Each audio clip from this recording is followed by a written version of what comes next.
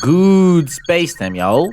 In this episode of the Citizen Cosmos podcast, I speak with Carter Woetzel, the chief researcher at Shade Protocol, a privacy-focused DeFi project built with Cosmos SDK on top of the secret network. Along with Carter, we discussed privacy on blockchains and smart contracts, homomorphic encryption, auditability, and trust. We also talked about simplifying gas, non-traditional stablecoins, futuristic tokens, and our perception of time in blockchains. Crypto's at the crossroads of all those things.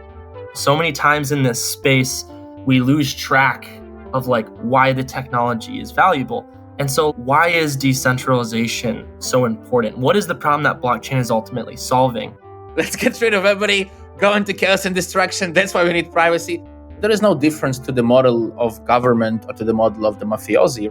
How much security do you need? How much privacy do you need? But if push comes to shove, it's not actually sustainable. It's harsh to hear. We live in a space built on speculation. The capital is here to speculate. Before we rock it off into our next episode, here are some news from the sponsor of this episode, the Cyber Congress DAO. The foundation has started its delegations policy for validators on the Bostrom blockchain, and the Space Pussy network was launched, with 96% of its supply to be dropped to various Cosmos ecosystem chains. Hi, everybody. Welcome to a new episode of the Citizen Cosmos podcast. And today with me is Carter from Shade Protocol. And if you guys don't know about Shade Protocol or Carter, well, we're going to hear all about it today from Carter. Carter, hi. Welcome to the show. Thank you so much for having me on. It's a huge fan of the podcast and look forward to being able to tell the world a little about Shade Protocol and what we have on the way. Yay. Well, first thing is first, do you want to tell us a little bit about what you do for Shade Protocol? How did you get to do that for Shade Protocol? And anything else you want to add about your own story with Shade Protocol? Yeah, absolutely. So my journey started in 2017. I had a family member in TradFi that introduced me to cryptocurrency and blockchain. And I started reading as many books as I could on the space, really dove into Ethereum and Bitcoin and the ethos behind it. And as I was reading all these books that were out there, I realized a lot of the literature was not well written. It was either way too focused on the tech or way too focused on the investment side. And there wasn't really anything that was somewhere in the middle. And so I spent 3 years writing a book called Building Confidence in Blockchain. You can find it on Amazon or Barnes & Noble. And so, it took 3 years of really trying to create a good piece of literature that I wish I could have read when I first started in the space. During that 3 years, kind of looked around the space and I said, where's the privacy, right? These are these totally transparent blockchains.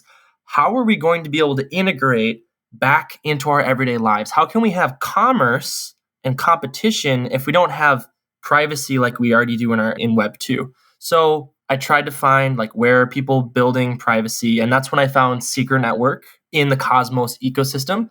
I actually helped write the Secret Network white paper. So I have a background in finance and computer science. Always loved the economic side of things, and of course, crypto's at the crossroads of all those things. So I helped write the Secret Network white paper, was super plugged in with the protocol development team, and eventually spun up a validator with the other co-founder, Mohammed Petla. We actually validate on multiple different Cosmos chains like Osmosis, Secret Network, Juno. There's a couple of other ones too, but those are our biggest ones. But we didn't really want to settle just for being infrastructure and just being a white paper and documentation contributor. We actually wanted to go make apps that could change the world. We wanted to take advantage of this tech stack. That's what Shade Protocol is. We want to bring global connectivity to privacy-preserving DeFi. We're talking about privacy-preserving stablecoins, privacy-preserving DEX, privacy-preserving lending, privacy-preserving staking derivatives. Fundamentally, we believe that if we want to onboard institutions into these financial applications, there has to be privacy on the smart contract level. We have to protect consumers.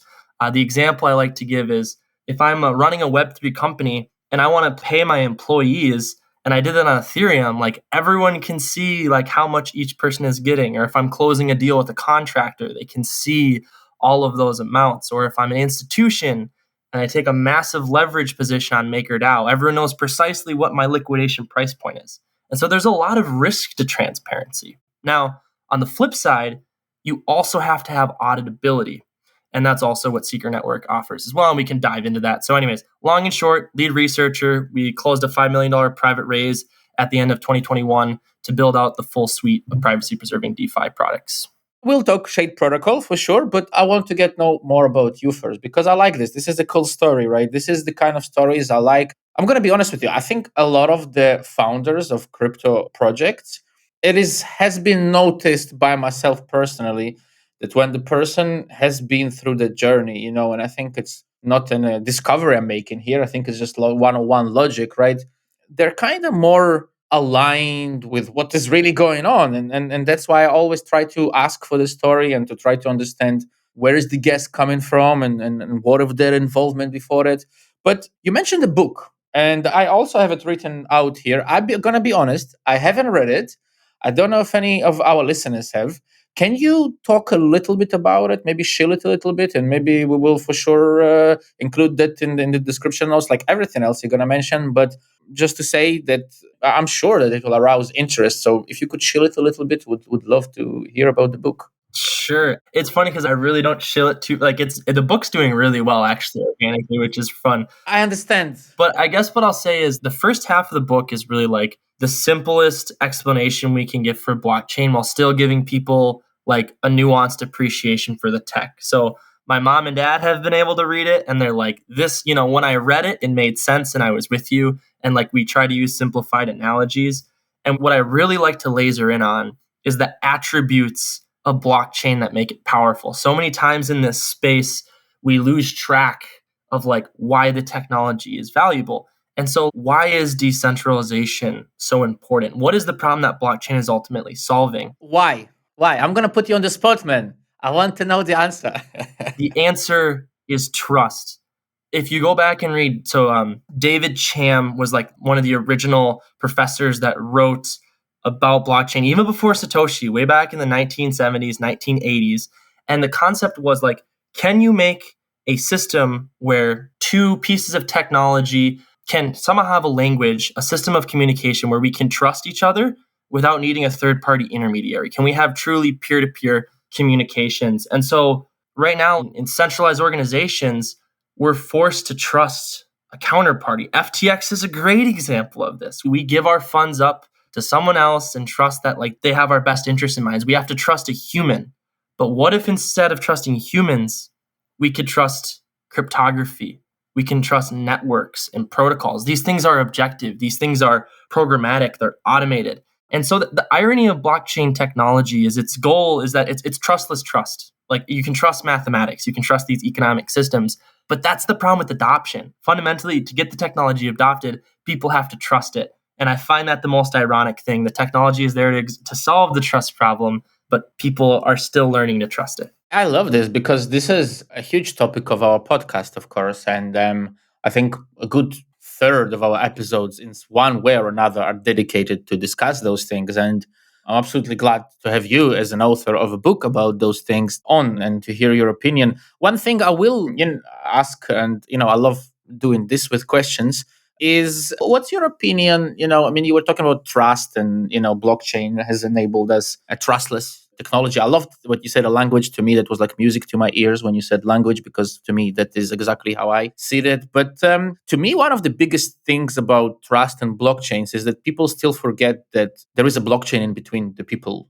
And a blockchain is not exactly P2P technology. P2P is when me and you decide on something without anything in the middle. Blockchain is the man in the middle, a decentralized man, but it's a man in the middle. And this is a question, and I guess like a little bit into privacy here, but feel free to answer as you wish, of course.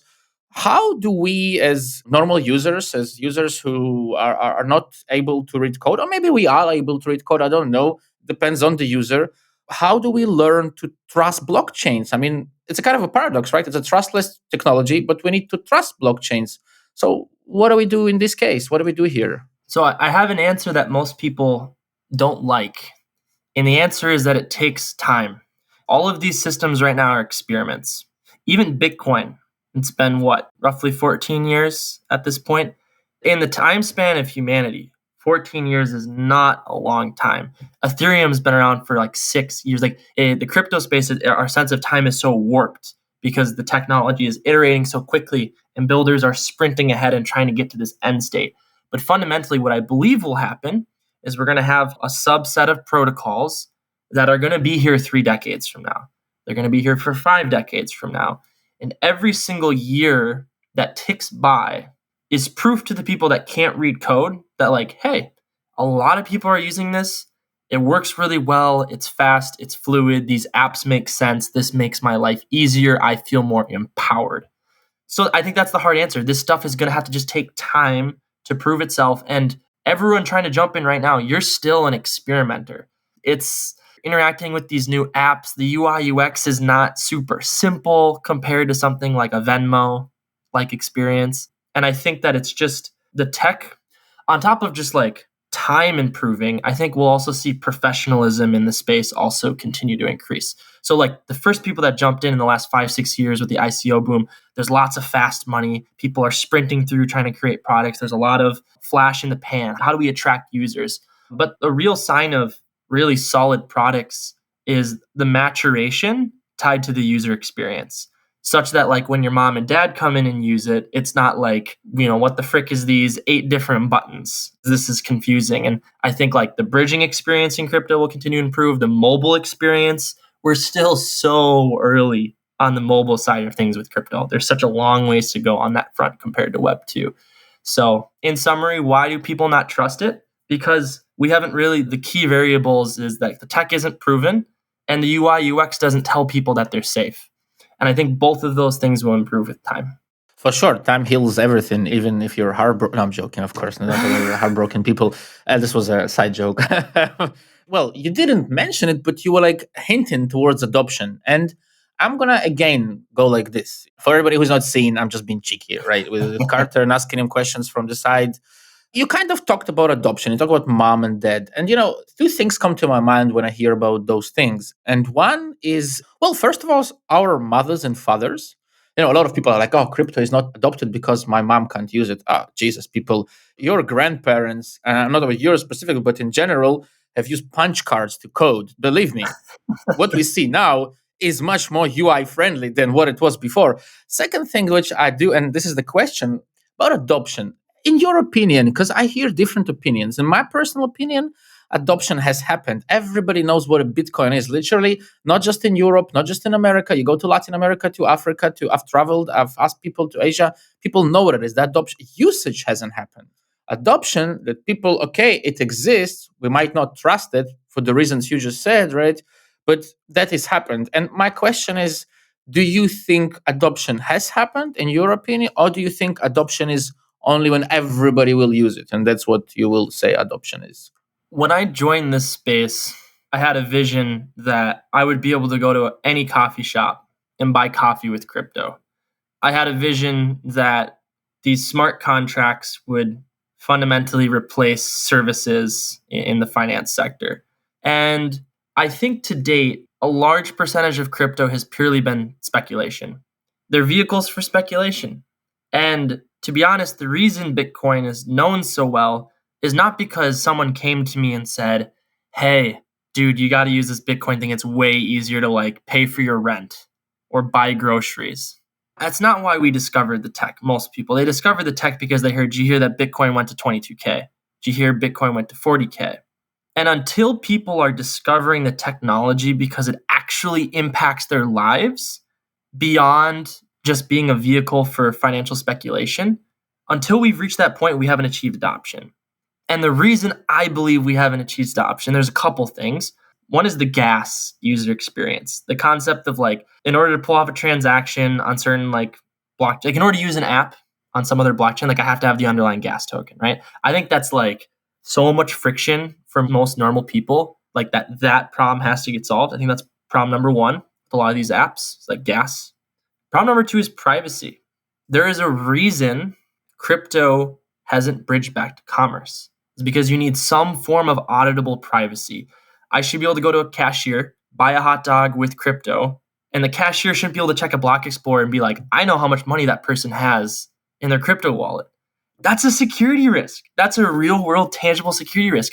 As a business, if I'm engaging in like lending on a blockchain or those payments I was talking about earlier, I don't want competitors to be able to snoop on Block Explorer data and be like, ooh, he had 40 customers today. At this time of day, they bought the product, and this is how much they spent. Total transparency. It's not like commerce. Commerce needs a degree of privacy. Simultaneously, you can't have a black box of privacy.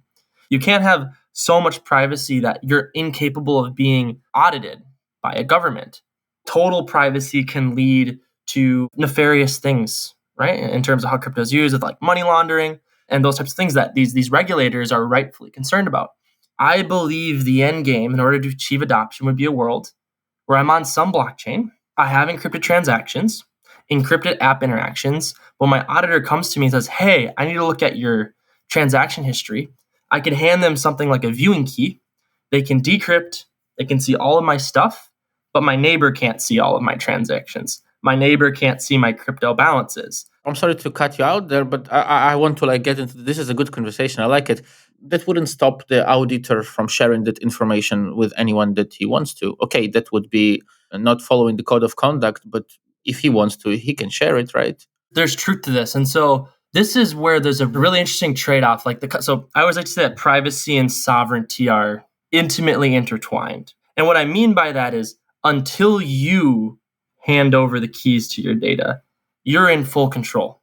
Right? Because it's all encrypted. In an optimal world, you could hand over a viewing key that expires in 10 minutes, right? They have 10 minutes where they can view the data, or maybe they only have access to a certain subset of the data. But you are correct. At the point that you've given someone the ability to view your data, they could store it, they could be nefarious with it. But what I do know is ultimately, we have to try to find a technology where people have the sovereignty to comply. They should choose to comply. Probably. That's up to the users, up to the citizens that want to be compliant with the governments that they benefit from, the countries that they're a part of. And we need to give regulators a path to trust the users and for users to trust the regulators.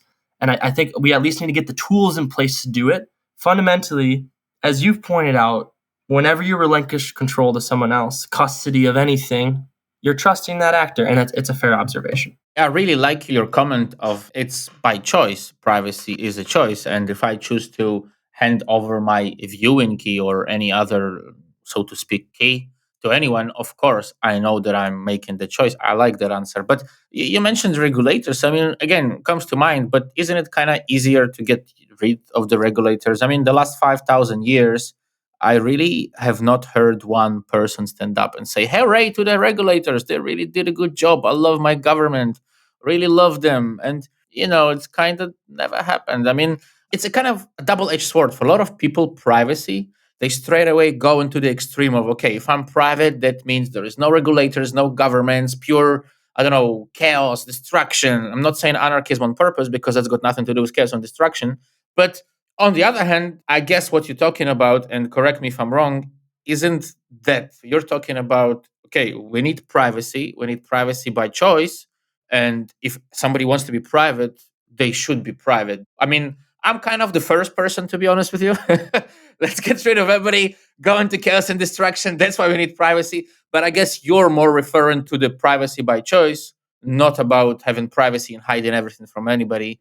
So it's just okay, we need it because it's our right? The example I like to give, so Secret Network is actually really cleverly named. That's the network that Shade Protocol is built on top of. Because if you think about a secret is a piece of information that only a subset of people know about that you've let them in on that information. A secret implies sovereignty. You chose to potentially share a secret with someone, but you didn't share it with the whole world. You shared it with one or two other people. And ultimately, you had the sovereignty. It's not like someone forced you to share the secret because only you know the secret. They wouldn't know that you can share it in the first place. And that's kind of what I think privacy should aspire towards. Sovereignty for the user, a path to share, and an education around the risks of sharing. Now, on the regulatory front, your comment on when have regulators, I guess I would start with this, what is the purpose of a regulator? I would say the purpose of a regulator is to put in protections and guardrails that are ultimately supposed to protect consumers. And consumers don't necessarily have the time in their life to know the risks that they're interacting with. That's the original goal of a regulator. At its purest heart, it's supposed to be protections for people that don't know they need to be protected. Now, how often is that actually instantiated properly? how often is regulation done in a holistic and productive fashion? Very, very rare. But I do believe that we should build tools that if that type of regulator does come into fruition, that people have a path to integrate with that. Definitely, definitely, Carter. I'm smiling because, what you're describing is the work how the mafia works. They protect you for money, if you need, it's true. There is no difference. A lot of people don't think about it, but there is no difference to the model of government or to the model of the mafiosi, right? The mafia says, "Oh, you need protection, so give us money, we'll protect you." The only difference is that the mafia doesn't really protect from itself. Mafia protects from everybody and itself. The government protects only from itself and not from anybody else. Like, give us our money. If you don't give us money, we're going to put you in prison, which we build using your money, by the way. And if you don't give it to us, we'll put you there. First, we'll beat the shit out of you and then put you in the prison. And that's all of the countries, developed, non-developed, unfortunately. But that's not the point. I just wanted to hear your opinion there and to understand like how you define privacy, because that's very important to me to understand that. You mentioned the secret network, and I want to ask you, like, I guess, let's go into the technology a bit here that you guys use. How do how does the user, and I guess this is coming back to the question I had previously, knows that what he's doing on a blockchain is private and not necessarily Shade protocol, but of course, please do explain how it works with you guys. But Monero or anything else, how do I know if I don't want to trust the other people who check the code. I want to know that what I'm doing is private. How can I do that? Is there such a way, or I have to be able to audit the code? You don't have to be able to code. I think the simplest example is like for Secret Network, you can go to a block explorer. You can look at your transaction you just sent. And in the body of the message, you'll see a bunch of mumbo jumbo. Essentially, the body of the message that holds like, hey, where did they send it to? How much was sent? That's encrypted. And anyone can go on the block explorer and look at other people's transactions and be like, I don't know what's going on there, right? There's still some block metadata like the block number, timestamps. There are things that like exist because it's a network and there has to be like shared information. But at the end of the day, you can verify for yourself that this data is encrypted. And you don't have to look at the code to be able to acknowledge and see that. Now, in order to trust that the network itself and the nodes on the network can't sneak peek or somehow have like unpermissioned access to data, that takes a deeper level of skill. That does take like a coder to like truly, because it's the rules of the game are clearly outlined, but not everyone can read the rules, right?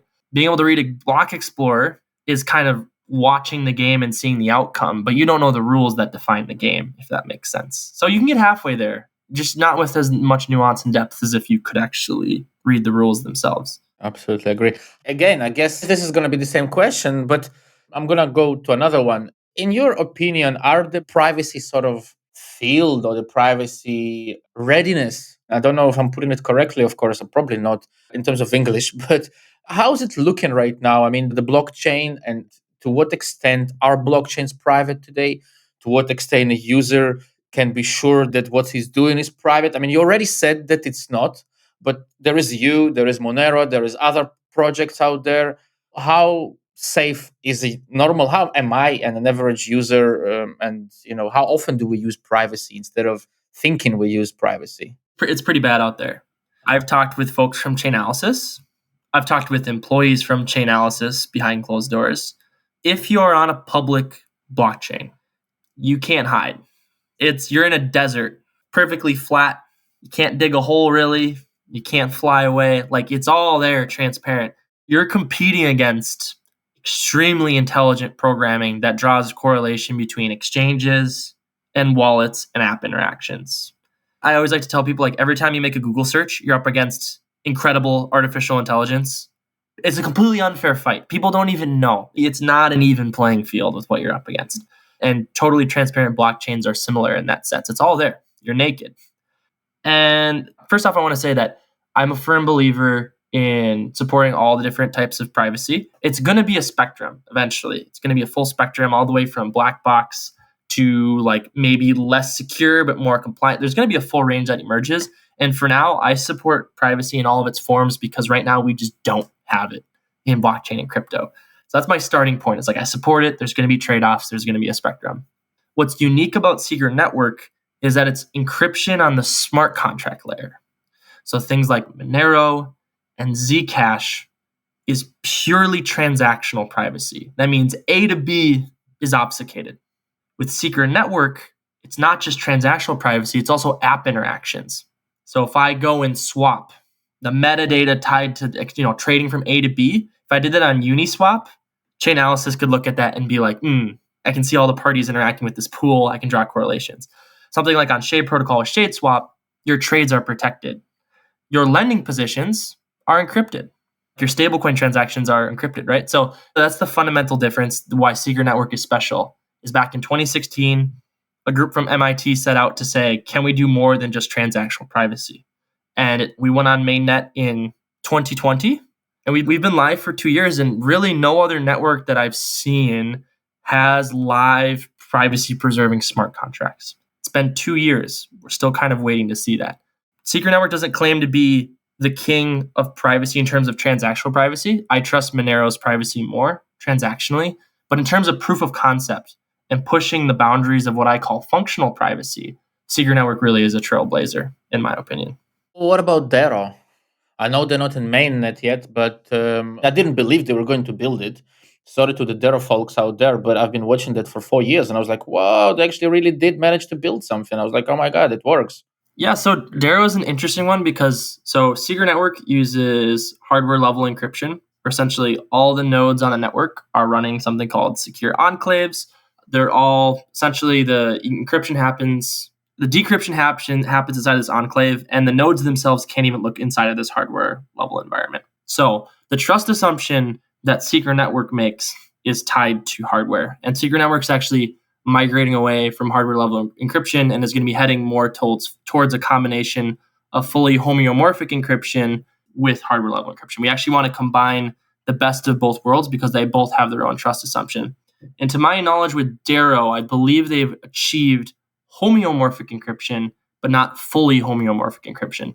And I'd have to re-review the full depth of the difference between fully homeomorphic versus homeomorphic.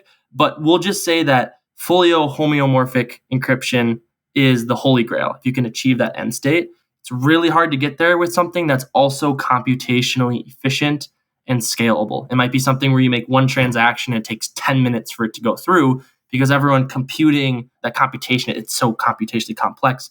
Versus Secret Network, we have 6-second transactions, right? We're ripping through all these different apps, all these different transactions.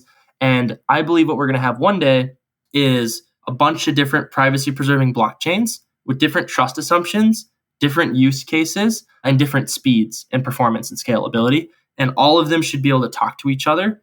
And we're able to kind of create the full spectrum of like, how much security do you need? How much privacy do you need? And you'll kind of find that given tech stack. So Dero's great. Excited to see them continue to evolve the technology. And for Secret Network, I'm excited to see us migrate away or at least experiment outside of the trust assumptions that we've originally made on the privacy side. Would love to see more and more development. I mean, I could even imagine like a layer one and then like another layers, one for the computation. And one question I did ask Thor in 2020 when we had Thor on was about, he did mention also the hardware encryption. And I don't want to make it hard, but as far as I understand, you guys use an Intel piece of tech.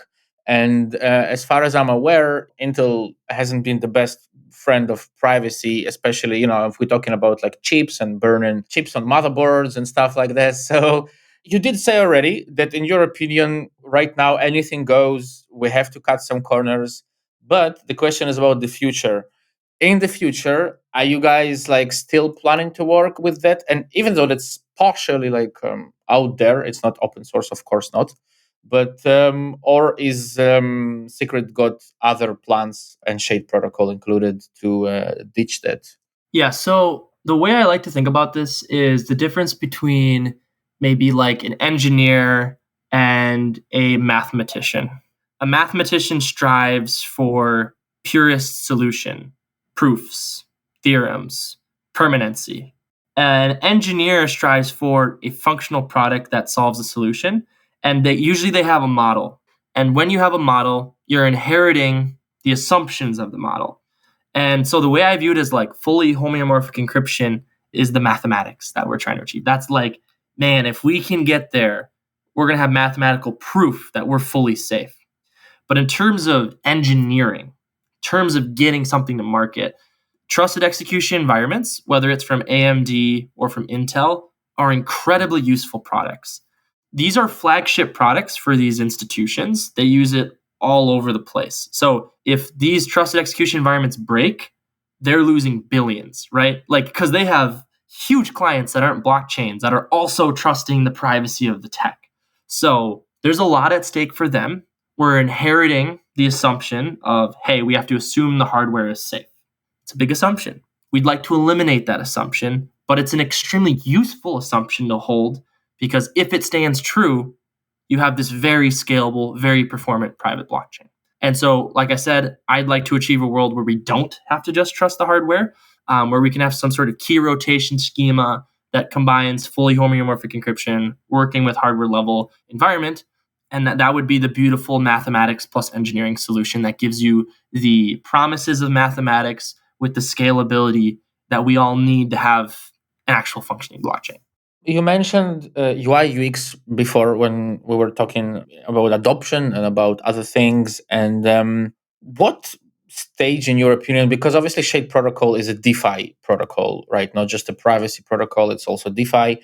At what stage are we currently in the industry? Not necessarily just the Cosmos ecosystem, but in and how you guys solve it in Shade Protocol, the whole thing about UI, UX, DeFi, adopting more users and so on and so forth. So, I think there's really two or three pieces that are involved in this, and two of them are kind of out of our control, and one of them is in our control. The first one is wallets. Wallets are what users touch. It's them, it's their account, it's where their stuff is stored. And we have seen wallets really, really improve over time from just like a sending money from A to B or staking on Cosmos. The part we can't necessarily control is like wallets need to be built to be integrated into apps. And that kind of interface, that type of interlocking intimacy between app builders and wallets has a long ways to go. Just being honest, like the Keplers of the world, the Leap wallets of the world, like the MetaMasks of the world, that's going to be something that over the next 10, 20 years, the tooling is going to get so much better as an app builder to like fully leverage the wallet in a useful and coherent way. But that's kind of out of like a Shade protocol since we're building Silk, our privacy preserving stablecoin, Shade Swap, Shadeline, all these things. It's like that we can't fully control like the Kepler in these wallets, but we can try to work with them. The second piece is gas UX. This concept that like I go to some layer one, and in order to be able to use an app, I need that underlying gas token. You know, most people want to be able to like trade kind of like on Osmosis, right? To Osmosis's advantage, like to be able to make a trade without needing the gas token. I think if we can solve the gas problem, which I think wallets are probably going to have to solve, or apps are going to have to find some sort of workaround where like you can interact with the app and you don't even need to know that you're using a gas token in the background. If we can fix that, that's going to be a huge leap forward. Wallets integrating with apps, gas UX, and the final one is on the apps. The final one is when you go to app.shadeprotocol.io. What's actually presented before you? How easy is all that interaction? And to be honest, that just takes an obsession with quality. That takes the users prioritizing, because you vote with your money. If everyone's putting all their money on some crappy UI UX and everyone's happy with that, then like people are kind of signaling we care more about functionality than UI UX. But I think what should happen is the capital will slowly follow improvements in UI UX in terms of help desk experiences and tutorials, documentation. And we're part of that. You know, we're part of front running and trying to push the industry forward. And it just takes time. It takes a lot of effort.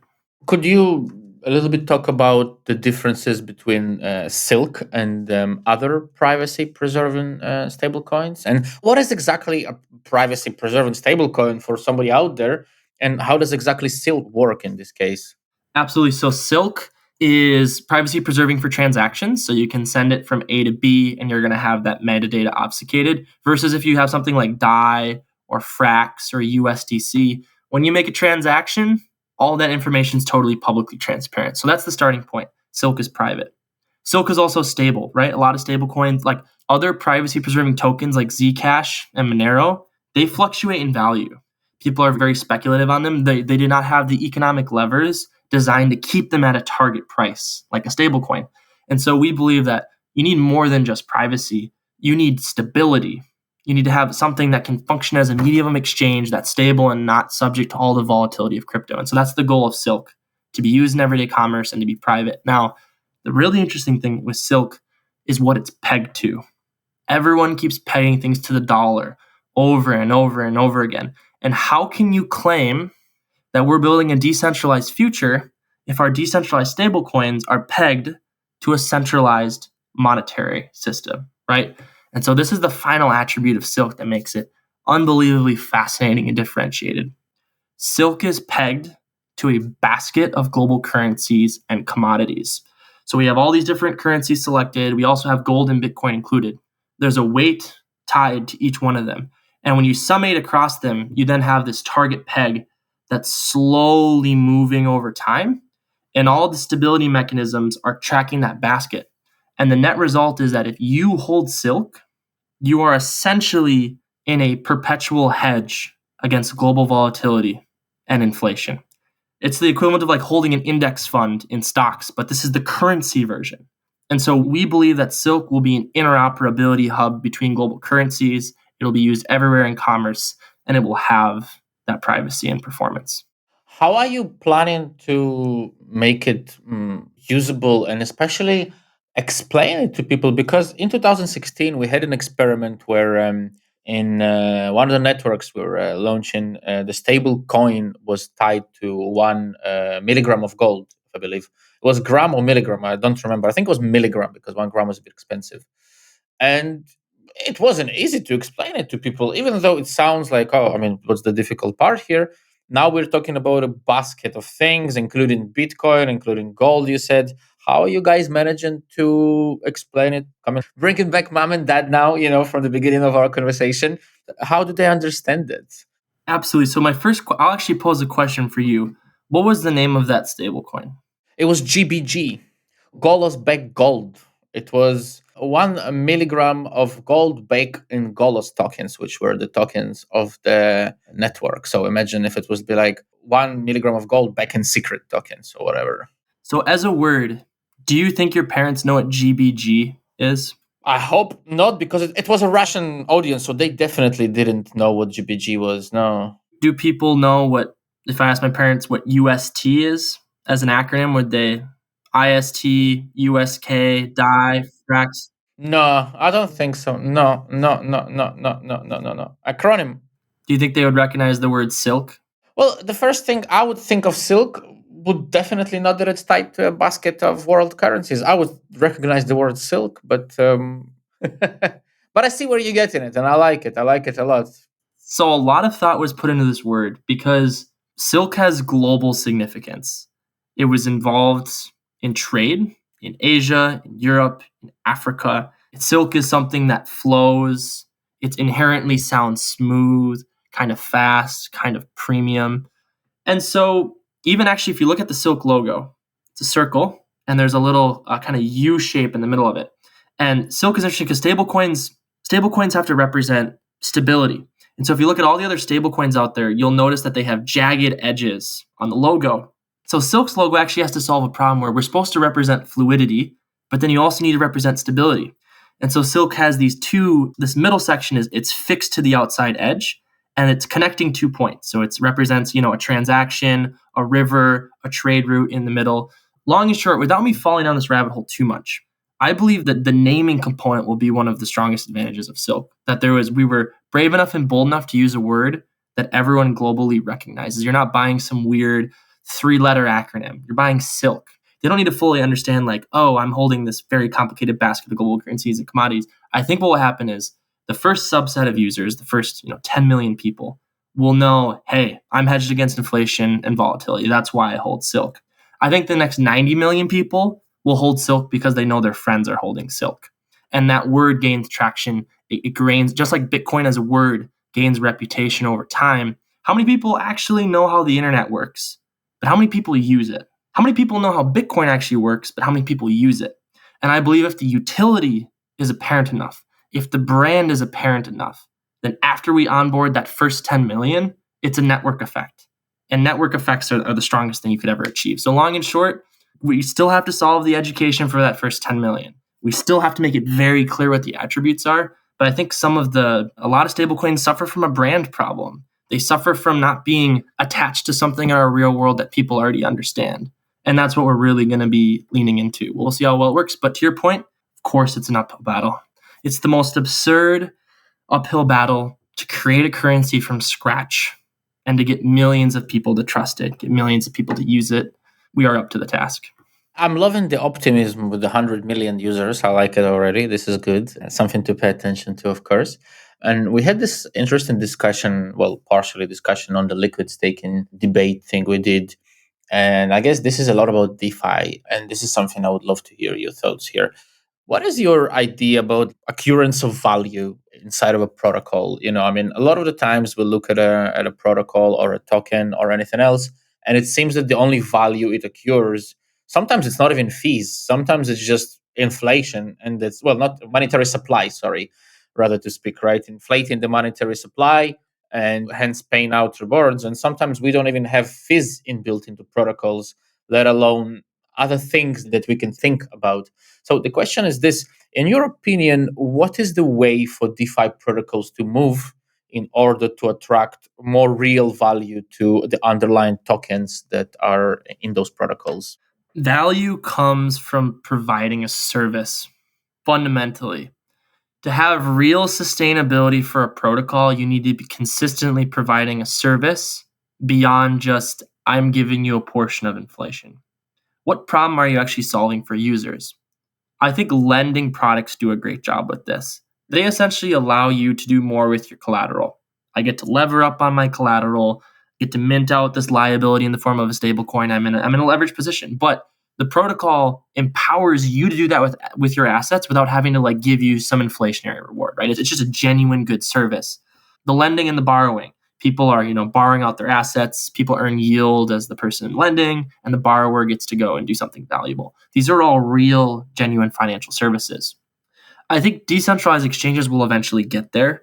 They suffer from a problem of you can't create a good trading experience. You can't create a good service unless there's liquidity there. So we somehow need to attract liquidity to create the service that users will use. But what happens if attracting that liquidity is more expensive than the value derived from providing the service to users with trading? And this is something that all DEXs are struggling with. It's a difficult model. So in summary, I think protocols have to be laser focused on where are we actually creating value in the form of a service to users, and how do we make it sustainable? A lot of protocols, 95% of protocols are just kind of inflationary beasts that do a great job of attracting yield, TVL, and providing a service. But if like push comes to shove, it's not actually sustainable. It's harsh to hear. We live in a space built on speculation. The capital is here to speculate. The capital is not here because it gets to be used in a useful way. But give it a decade, and we start to capture traditional finance, and people bring their capital here to use it as opposed to like yield farm. And I believe the sustainability will be there, and the protocols that were always focused on sustainability will be the only ones left standing, to be honest. Will that capital be non-speculative? How can we? I mean, that capital could also be speculative, right? As far as I imagine. Well, let's hope not. But I guess what I'm saying is like the end state, and I think Uniswap's getting closer. Essentially, what they do with V3 is like people bring their capital, they create a pool. There's no incentives, there's no like emissions at them to make the pool, but so many people want to use that trading service, and the liquidity provider is happy to take on the risk. That's like boom, capital was provided, people are using the service, value is generated without ever having to like emit a token to attract that value. It's just like the ability to plug into Uniswap and create markets was the service. And we didn't have to spit money at people for the capital to come and start providing that service for users. That's what I mean, is like the tech has to be good enough to plug in that people come and make their own markets. People come and bring their own capital, and it's not just because they're chasing a yield that the protocol is dangling out in front of them. I think definitely the value of sometimes is overlooked. Sometimes the value is much closer to us. I think the value of not having to give my data to a centralized exchange is something already included in the Uniswap price, in my opinion. Kind of a resume blitz for this conversation in particular, because definitely I feel like we need to dive deeper into Shade Protocol, but of course I think that could be done on a different format. So for sure we need to, because I would love to understand how you guys work and what the features you have. But for this conversation, kind of a small blitz, give me 3 projects, preferably outside the top 20, that you follow and you think are interesting to watch? Absolutely. So, three projects that I find particularly interesting outside of the top 20 is Umi. Umi is not a super well known Cosmos blockchain, but Brent over there is doing some great work trying to create essentially a risk free rate in crypto. Like, how much is one atom worth per day? And like, how do you actually define that? And they're kind of creating these whole markets around Cosmos tokens and staking with lending and borrowing. I think Umi has this really beautiful multi-chain vision. I actually just got off a conversation with Jack Samplin yesterday. Once IBC fully comes into play with multi-chain smart contract calls, I envision Umi being like the rails for lending and borrowing for all of Cosmos. And I envision that being the case in a really interesting way. It won't mean it's the only lending product. I just think it's going to be a very interesting one. I think Kajira is doing some great work with their order book model, with kind of the real yield adult DeFi narrative. What I most appreciate about them is their emphasis on sustainability. I think they're one of the first to kind of push in that direction. I'd like to think that Shade Protocol has also been a part of that movement too, but we really came at it from a privacy is sustainability standpoint, less so from like a, hey, this yield is fake standpoint. So I think we've learned a lot from Kajira and we're really big fans of them. And then the final one, this is going to be a controversial one. I'm a very big fan of Luna, specifically the community and specifically the builders that built on top of it. I think that ecosystem, and I've talked with like the White Whale team, for instance. Kajira was a post-Luna team. Mars Protocol is another like post-Luna team. I think those builders have been battle-hardened. They realized that they were part of an unsustainable ecosystem, and now they're all building with sustainability in mind. So I think history will look back on Luna and it'll say that it was a failed experiment, but we learned so much from that experiment. And I respect all of those builders that are continuing to build despite that catastrophe that happened this summer. And everyone's memory is so short, right? FTX happens, it's November, and people are already starting to feel like Luna was forever ago. But folks, that was like 4 or 5 months ago. That was not that long ago. So those are really the three ecosystems that I'm keeping my eye on. And then DEX-wise, another one that's coming out pretty soon is Duality. Keep your eye on those guys. It's another Cosmos chain that was recently announced. Brilliant team working on the DEX side. And then I also respect Osmosis and Crescent because they were some of the first in the Cosmos and they continued to have a lot of users and paved the way on UI UX. So I just gave you like 6 answers, but those are the ones I'm really interested in. The more the better. The more the better. What about 2 motivational things that keep you going in your daily life? I have this unrelenting vision that we can build futuristic currencies. We shouldn't settle for dollar stable coins. We shouldn't settle for recreating the existing financial rails and ecosystem. That's not what we came for in 2008. It's not what we came for in 2016. The tech gives us attributes that open the doors. They really do, of permissionless participation, censorship resistance, scalability, privacy. Like it's all there at our fingertips. And what I sense in our space is a hesitancy to fully lean into those attributes in the name of plugging back in to the existing system. And so what keeps me up at night is this vision for a protocol that pushes the boundaries of what's possible, even if it's uncomfortable.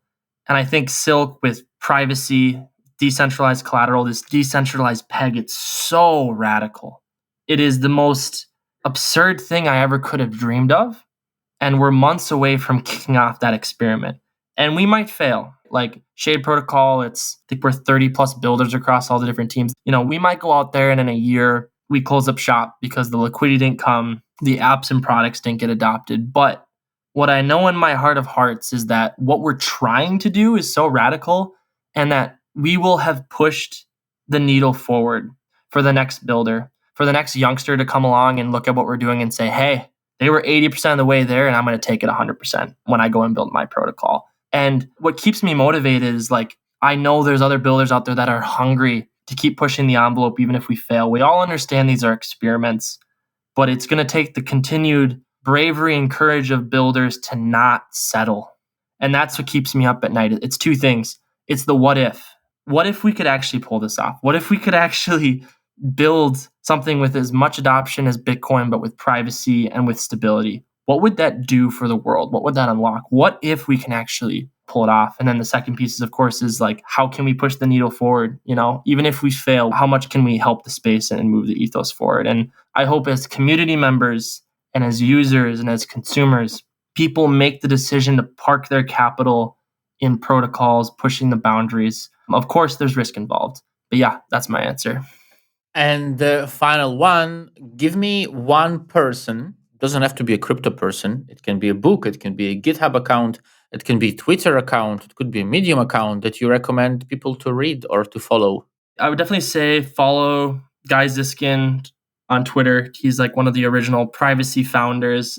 Really respect the work he's done with Secret Labs. There's been a lot of highs and lows for Secret Network, but these guys continue to chip away. And then to just like rattle off a couple of other names that I really respect: Jack Samplin, Zucky, Sonny, Torbear, Ethan Buckman. These are all people worth following, all the Cosmos folks that saw this vision and still see this vision that the world doesn't fully understand yet. And that's very exciting to be a part of. Carter, thank you very, very, very much for joining.